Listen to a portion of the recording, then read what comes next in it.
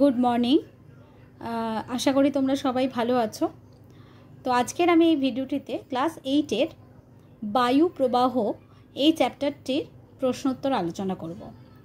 আমার আগের ভিডিওটিতে বায়ু প্রবাহর সম্পর্কে টোটাল একটা আলোচনা দেওয়া আছে, আশা করি সেটা তোমরা ফলো আপ করেছো এবং সেখান থেকে তোমাদের একটা সম্যক ধারণা হয়েছে।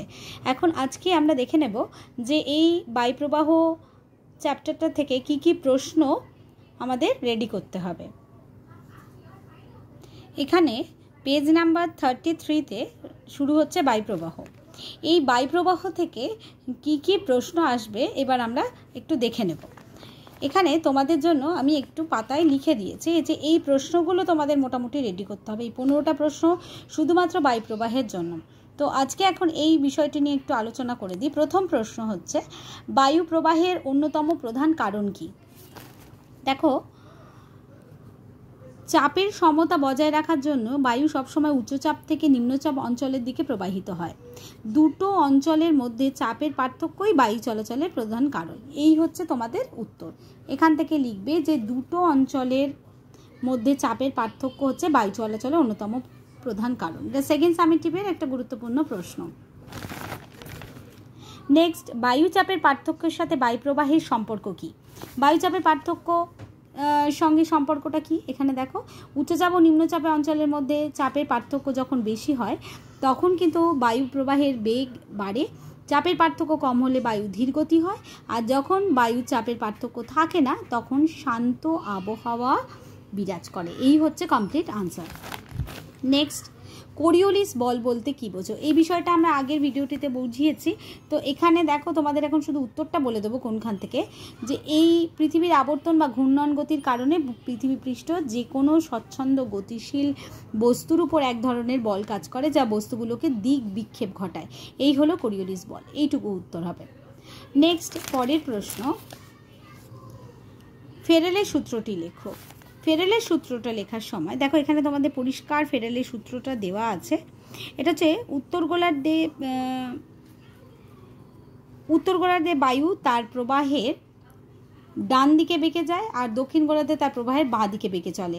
মার্কিন আবহবিদ উইলিয়াম ফেরেলের প্রথম এই বিষয়টি উল্লেখ করায়। তার নাম অনুসারে এর নাম হচ্ছে ফেরেলের সূত্র। ঠিক আছে। নেক্সট, পরের প্রশ্নটা হচ্ছে 22 ব্যালটের সূত্রটি লেখো। এই উত্তরটার জন্য আমরা চলে যাব পরের পাতায়। পরের পাতায় দেখো, এখানে দেয়া আছে 22 ব্যালটের সূত্র। এই পুরোটাই তোমাদের লিখতে হবে। যে ডাচ আবহবিদ 22 ব্যালট 1857 সালে বায়ুচাপের পার্থক্য ও বায়ুপ্রবাহের মধ্যে সম্পর্কটি উল্লেখ করেন। তার মতে উত্তর গোলার্ধে যেদিকে বায়ু প্রবাহিত হয় সেদিকে পিছন ফিরে দাঁড়ালে ডান দিকে বায়ুর উচ্চচাপ আর বাঁ দিকে নিম্নচাপ, এবং দক্ষিণ গোলার্ধে ঠিক এর উল্টোটা বা বিপরীত অবস্থা লক্ষ্য করা যায়। এই হচ্ছে তোমার আনসার। নেক্সট হচ্ছে নিয়ত বায়ু। বায়ুর যে শ্রেণীবিভাগ আছে সেখানে চার্ট করে আমি আগের ভিডিওটিতে দেখিয়েছিলাম। এখানেও দেওয়া আছে নিয়ত বায়ু। তো কাকে বলে না সারা বছর ধরে নিয়মিতভাবে ভূপৃষ্ঠের সমান্তরালে একই দিকে একই গতিবেগে বায়ু প্রবাহিত হলো, এটা হচ্ছে নিয়ত বায়ু। এটা 3টে ভাগে ভাগ করা হয়: আয়ন বায়ু, পশ্চিমা বায়ু আর মেরু বায়ু। পরের প্রশ্ন হচ্ছে বাণিজ্য বায়ু কাকে বলে এবং কেন?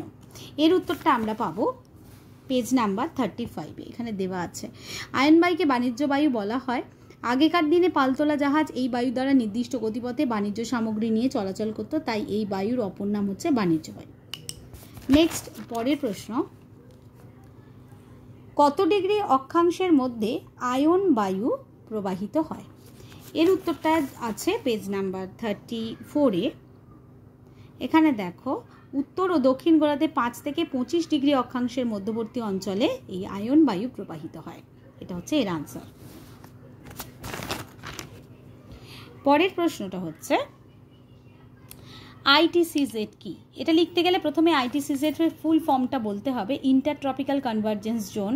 এবং কাকে বলে না দক্ষিণ পূর্ব ও দক্ষিণ পূর্ব আয়ন বায়ু নিরক্ষীয় অঞ্চলে মিলিত হয়। এই স্থানই হচ্ছে আন্তঃক্রান্তীয় অভিসরণ অঞ্চল বা আইটিসিজেড, যার আরেকটা নাম হচ্ছে নিরক্ষীয় শান্তবলয়। কোশ্চেনটা নিরক্ষীয় শান্তবলয় কাকে বলে বললে এই একই উত্তরটা হবে। নেক্সট, ক্রান্তীয় অঞ্চলে মহাদেশের পশ্চিম দিকে পৃথিবীর অধিকাংশ মরুভূমির সৃষ্টি হয়েছে কেন? এর ব্যাখ্যা তো আমি আগের ভিডিওটা দিয়েছি, এখন উত্তরটা বলে দিচ্ছি যে তোমাদের এখানে প্যারাগ্রাফ করে দেওয়া আছে এই 2 গোলার্ধ থেকে এই এতটা, মানে এই পুরো প্যারাগ্রাফটা হবে, এখানে উদাহরণ দেওয়া আছে দুটো, একটাও লিখতে পারো। নেক্সট, পশ্চিমা বায়ু কত ডিগ্রি অক্ষাংশে প্রবাহিত হয়? এখানে দেখো উত্তর ও দক্ষিণ গোলার্ধে 35 থেকে 60 ডিগ্রি অক্ষরেখার মধ্যবর্তী অঞ্চলে পশ্চিমা বায়ু প্রবাহিত হয়। পরের প্রশ্নগুলো হলো গর্জনশীল 40, ক্রোধোন্মত্ত 50 আর তীক্ষ্ণ চিৎকারকারী 60। এই আনসারগুলো আমরা পাবো পেজ নাম্বার 36-এ। এখানে বক্স করেই দেয়া আছে যে এটা এক ধরনের পশ্চিমা বায়ু দক্ষিণ গোলার্ধে দেখতে পাওয়া যায়, যেটা 40 ডিগ্রি অক্ষাংশে প্রচণ্ড আওয়াজে প্রবাহিত হয়, তাই এই জন্য বলা হয় গর্জনশীল 40। তাহলে এখানে উত্তরটা হবে 40 ডিগ্রি অক্ষরেখা বরাবর পশ্চিম থেকে পূর্বে সশব্দে প্রবাহিত পশ্চিমা বায়ু।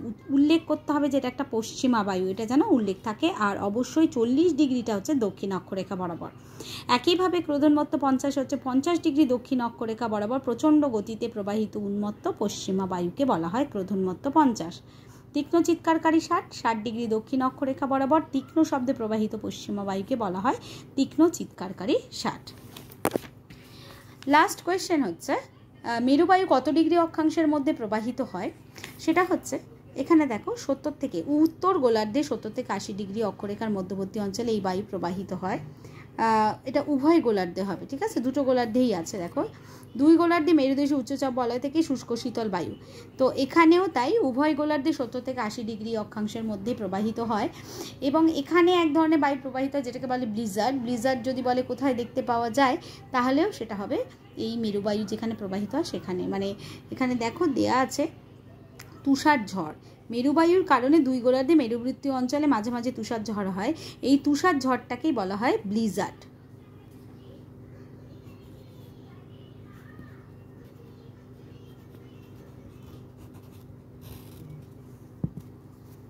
ঠিক আছে, এই হলো বায়ুপ্রবাহ চ্যাপ্টারটা থেকে, মানে চ্যাপ্টার মানে এই টপিকটা থেকে এই কটা প্রশ্ন তোমরা করবে সেকেন্ড ইউনিটের জন্য, খুবই গুরুত্বপূর্ণ।